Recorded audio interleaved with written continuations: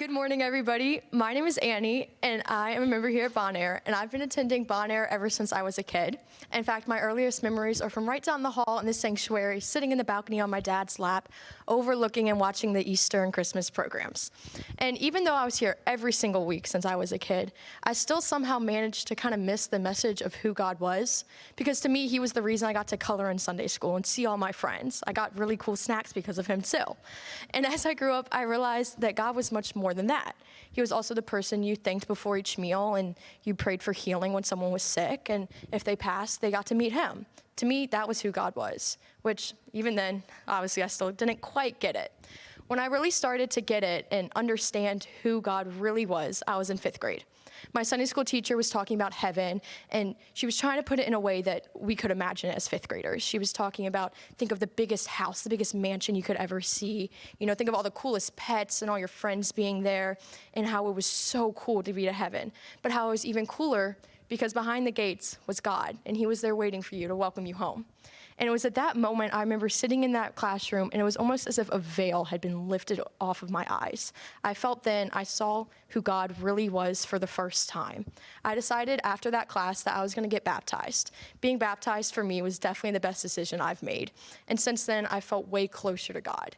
In middle school, I tried to really reach out to people, to build myself a community of fellow believers, and to just really be the hands and feet of God. I wanted to be on fire for him. And long story short, that plan didn't quite work out, and I found myself surrounded by a bunch of people who would, quote unquote, walk the walk, but not talk the talk. And while people claimed to be Christians, the people I was surrounded with, they weren't really doing what the Bible said. They were saying, like I said, they believed in God and what he preached, but were full of hypocrisy. And unfortunately, I found myself really fitting in with that crowd like a puzzle piece that fit a little too well. And because of this, I fell into the mindset of, well, I can build my relationship with God when I'm older. I can work with him and talk about God when I'm older, and that I can do that later in life. I don't need to do that right now. And that's something that I didn't really realize until 9th grade, that I'd fallen into that mindset. And I became very aware of this when I became aware of how unpeaceful I felt. Because I grew up and I knew all the verses about the peace with God that surpasses all understanding, but I didn't feel peaceful at all. I felt the exact opposite. I felt restless, stressed, and anxious all of the time. And I didn't have many friends anymore since I had left that friend group. And I decided that it was going to be time for me to spend much more intentional time with God, to really work and hone my relationship with him. I started really listening to a lot of Christian music during this time, which is something I think's brought me a lot closer to God. Because for me, there are many ways of worship. And I feel that for me, worship music is the best type for me. I really like worship music because it's made by people that have gone through the same experience as me. They've had the same feelings. They know what I'm going through. They just have more poetic talent than me. And they're able to write it down and convert it into a beautiful melody. I feel now in my life that I'm at a place that I'm probably the closest with God that I've ever been. I think I know when I'm hearing his voice more and what his plans are for me and how he intends to use me for his purpose. And I know you can always be closer to God. You can always spend more time with him. And that's something that each and every day I really strive to do. And I really try to be a good representation of Christ to the people around me, to my friends, and even the people that don't know me. Because for non-believers, the first way they learn about Christ is through us Christians. And so how we represent him is important. And I also feel now, unlike when I was a kid, I really get who Jesus was, what he stood for, what he was preaching, and what he was trying to get the world to understand, and how his life should be the blueprint for ours. And yes, you do pray to him before each meal, and you do thank him when something good happens, but he's also much, much more than that.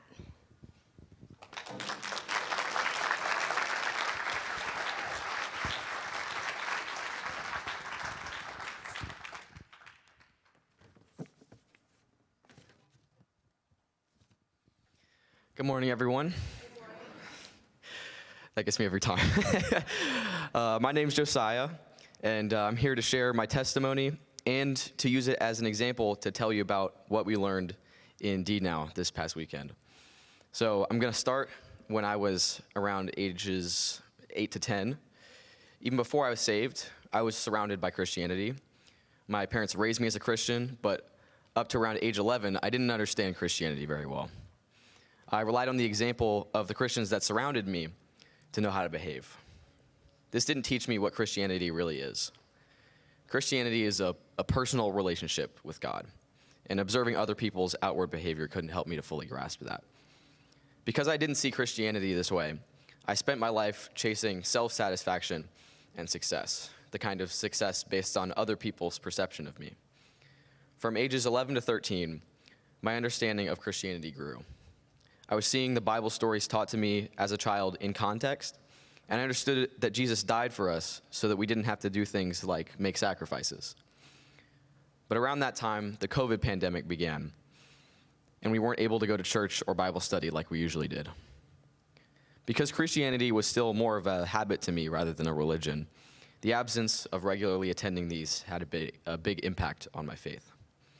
Because I had been isolated from interacting with other people for so long, I didn't have the opportunity to follow their example the way I did before COVID. This meant that I had to figure myself out and make choices about how I wanted to live my life. And unfortunately, focusing on God was not one of those choices. When COVID ended and we started attending church and other related activities again, I wondered whether or not I was really living out what I said I believed in. For a while, I was more just some person who believed in God rather than a Christian. That changed during the later months of 2023. This is when God slowly began working on me and bringing me closer to Him. The most important time during that year was in August, when God gave me the opportunity to serve on a mission trip. We went to Arlington, Texas, to participate in a missions effort to benefit the less fortunate.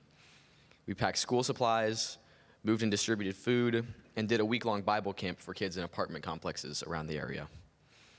This Bible camp had activities like mini puppet plays, dances and sing-alongs, and playing games to go along with the lessons. But in the midst of all these encouraging experiences, I felt like I didn't belong with my group. Everyone else seemed a lot more genuine and enthusiastic about the work that we were doing than I was. And when I look back, I realized that I found avoiding embarrassment and being judged a more important task than enabling the people we were serving and teaching to know God. This realization really convicted me, and I saw that this kind of behavior was present in most, if not all, areas of my life. I wasn't prioritizing God over things like popularity, looking good, or pleasing myself. After that experience, I decided to change those priorities and make God the most important thing in my life. And I was baptized that December. Now, the past couple of days at D.Now, we talked about how humans gravitate towards the darkness in the world, sin, and how God is the light that helps us defend against that darkness. The world is full of sin, and if we focus on worldly things, we will be influenced by sin to turn away from God. But when we focus on God and actively bring Him into our lives and expose Him to our sin and ask Him to help us, He will stay with us and protect us from sin. So ever since my baptism, my life hasn't actually changed that much. But the way I live it is more aligned with what God says it should be. I'm consistently learning, even if it's in incredibly small amounts, and I'm taking every opportunity I have to grow, most of all in my faith.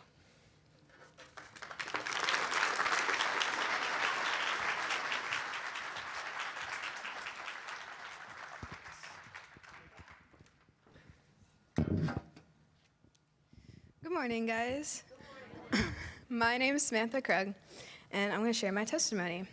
My life was different before I had a personal relationship with Jesus. To start, I was born in England. My parents were missionaries before and while I was born.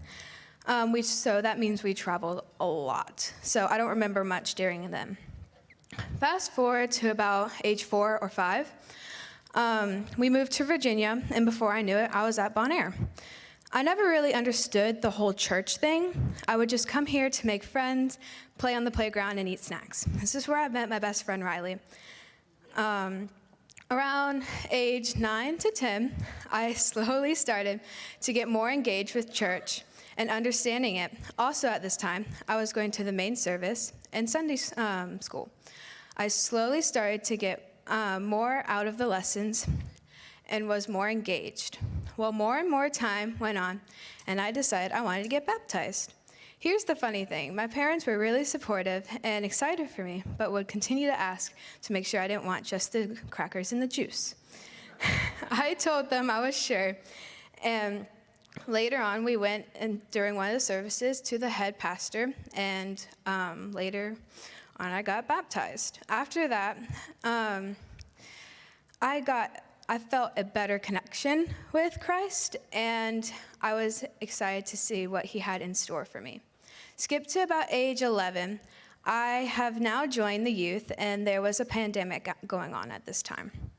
During this time, I was slowly fading away from Jesus and didn't care much. Wasn't praying much unless it was for a meal or at night. Around age 12 or 13, the pandemic was getting better, and we are slowly returning to normal. I started going on more and more youth trips and made new friendships. I started building a stronger and supportive community around me, and was also starting to become closer to him more than ever. At age 14 to 15, I was going into high school, and I was scared for what was coming ahead. I was wondering if I was ready or not, and I was praying to him more than I ever would, hoping that he would tell me that it's all going to be all right. He indeed did, and there was the last few trips that brought everything together, like a cherry on top, and we were the closest we've ever been. My life is different now, but a good different. Even though my life isn't perfect, my relationship with Christ has helped me through it all, through the ups and downs, and always will. I am now I'm just going to wing it. I am now a sophomore in high school, and I go to FCA at my school Sunday mornings and Sunday evenings. Thank you.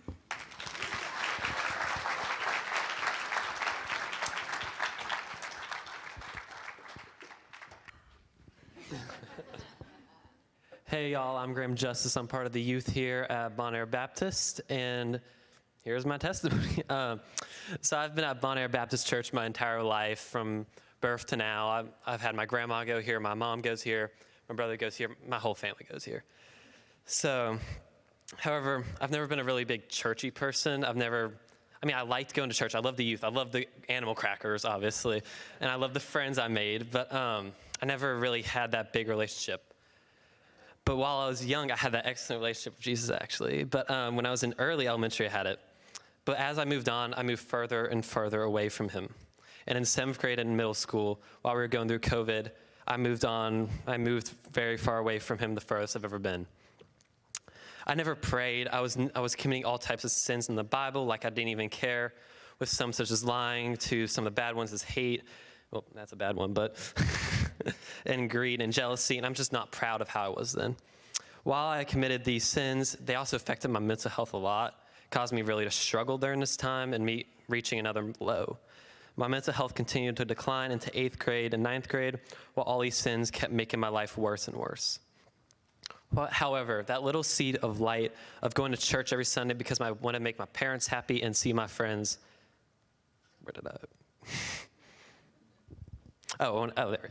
I slowly came back to Christ. I started listening to the sermons, honestly, the stories of how Jesus brought these sinners who had greed and all these other sins throughout their entire life back to him. Those kind of stories were helping me think, I'm not lost. I can come back to them, even if I've committed all these sins in the past. As I started to get more involved within the church, my outlook continued to change on God, from someone with a bunch of dumb rules to someone who genuinely wanted to have a relationship with me and love me despite my past. While I slowly began to accept Jesus more and more in my life, I faced challenges because these temptations made it comfortable to be in these temptations, and I was comfortable in the dark while I wanted to go to the light.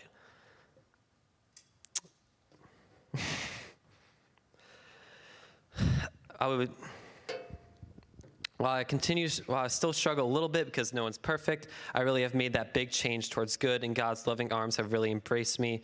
I'm motivated every day for Christ, and having him in my life helps me believe there's truly a loving force there. Whether I'm overthinking, have anxiety, or any other stuff, I'm always able to go to him despite anything. But while this weekend was truly changing for me and all my friends in youth group. We were able to combine fun, worship, a great youth leader, and so much more, dancing and singing too, and we all bonded together under a bunch of different games. We truly learned so much about the Lord during our mission trip. We all had 3 mission trips, but mine, we went to this church in Richmond where we helped prepare homeless supplies, and amazing seeing how God is able to be in every community, not just ours, but like even the opposite of our living. Thank you.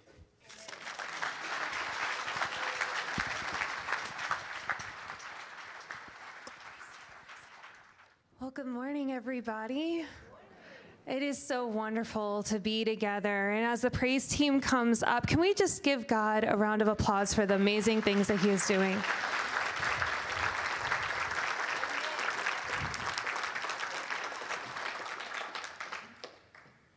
I try not to find myself at a loss for words, but there are moments this weekend where, including right now, God's presence is in this room. And I am so grateful that we have such a wonderful student ministry here at Bon Air. I'm grateful for the students. I'm grateful for the volunteers, the young adult leaders. But as we get started, or as I begin speaking, I want to read to you Matthew chapter 5. It's verses 14 through 16. And many of you are familiar with this passage, but I want you to try to hear it with new ears. It says, "You are the salt of the earth. But if the salt has lost its taste, how shall its saltiness be restored? It is no longer good for anything except to be thrown out and trampled on by other people's feet. You are the light of the world. A city set on a hill cannot be hidden, nor do people light a lamp and put it under a basket, but on a stand, and it gives light to the whole house. In the same way, let your light shine before others, so that they may see your good works and give glory to God, your Father, who is in heaven." As you've heard this past week, the students in the student ministry came together to explore what it meant to gravitate toward God rather than our own desires. Much in the same way that sheep go towards the shepherd's voice, their shepherd's voice, we are meant to gravitate towards the voice of God. Our words, our thoughts, our deeds should be aligned toward his will, not ours. But we know from firsthand experience that this can be incredibly difficult because we live in a world that is so comfortable in darkness. But as the verse in Matthew, as the passage in Matthew said, we are the salt of the earth. We are the light of the world. And as we discussed on Saturday, even the smallest light can make such a big difference in a world that seems so incredibly dark sometimes. It is when we live intentionally as the salt and the light of the world that others see Christ in us. Our attitudes are affected by following him. Our motivations will be different because of the calling that we have on our lives and because we are following Christ. I'm grateful for our students. As I said before, I am grateful for our volunteers. I am grateful for our young adults who led this weekend. We had 23 students that were a part of Disciple Now. We had 4 young adults who led Bible study, 2 of which were brought up in this church. We had 16 adults who contributed food, time, energy to shepherding our students. And they led in worship, in mission service, in prayer, and volunteer work. They were the hands and feet of Christ in our community, and also here at Bon Air Baptist. But the thing is, this weekend doesn't stop here. The call to be the light of the world, the call to be the salt of the earth, extends past this weekend, past this location, and past this very moment. As has been said over the past couple weeks, we are not meant to sprint, but we are meant to run the race and engage in the journey that God has set before us.